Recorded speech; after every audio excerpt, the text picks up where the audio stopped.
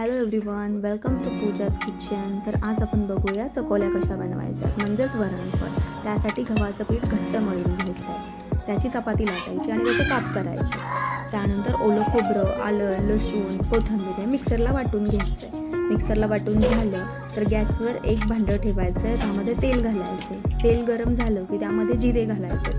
जिरे घालून कढीपत्ता घालायचा आहे, हिंग घालायचं आहे. हिंग, दालचिनी, लवंग हे सर्व घालून झालं. हे व्यवस्थित फ्राय करून घ्यायचं आहे. जो आपण मिक्सरला मसाला जो वाटला आहे तो आता त्यामध्ये घालायचा आहे. हा मसाला घालून झालं की हा पण व्यवस्थित फ्राय करून घ्यायचा आहे. फ्राय करून झाला